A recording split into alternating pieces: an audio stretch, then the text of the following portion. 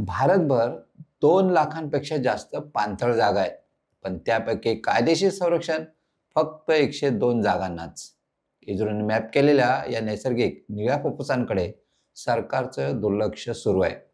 नोकरशाहीच्या ढिलाईत या जलसंपत्तीचा अर्थात पाणथळ जागांचा श्वास घुटमळतोय. इतकंच नव्हे तर पर्यावरणवादी कार्यकर्त्यांनी इशारा दिलाय. असं असतानाही वेळ निघून चालली आहे. पाहूयात त्याचा खास रिपोर्ट. नमस्कार, मी राजेश सावंत आणि तुम्ही पाहताय प्रहार न्यूजलाईन. देशात जवळपास 2 लाखांपेक्षा जास्त पाणथळ जागा आहेत. मात्र 102 पाणथळ जागा अधिसूचित आहेत. याचा अर्थ 99.99% पाणथळ भाग कायदेशीर संरक्षणाविना आहेत.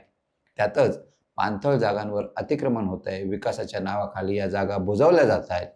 नेट कनेक्ट फाउंडेशननं पंतप्रधान नरेंद्र मोदींना पत्र लिहून या जागांना कायदेशीर कवच देण्याची मागणी केली आहे. ही पाणथळ क्षेत्र म्हणजे निसर्गाची नैसर्गिक विमा योजना आहे. पूर नियंत्रण, भूजल पुनर्भरण आणि स्थलांतरित पक्ष्यांसाठी आश्रयस्थान. पण अधिकृत अधिसूचना न झाल्यानं नगर नियोजन विभाग याकडे दुर्लक्ष करतोय. नेट कनेक्टचे संचालक BN कुमार यांनी याबाबत स्पष्ट भूमिका मांडली आहे. हे ब्ल्यू लंग्स म्हणजे देशाचे श्वास आहेत आणि ते हळूहळू संपत चाललेत.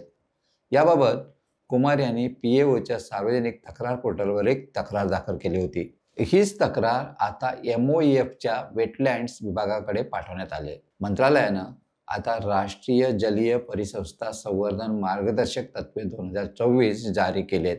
याचा उद्देश एकात्मिक बहुविद्याशाखीय दृष्टिकोनातून या महत्त्वपूर्ण परिसंस्थांचा ऱ्हास थांबवणं आणि तो पूर्ववत करणं. त्यामुळे 1,16,425 जागांची हद्द विविध राज्ये आणि केंद्रशासित प्रदेशांनी निश्चित केले.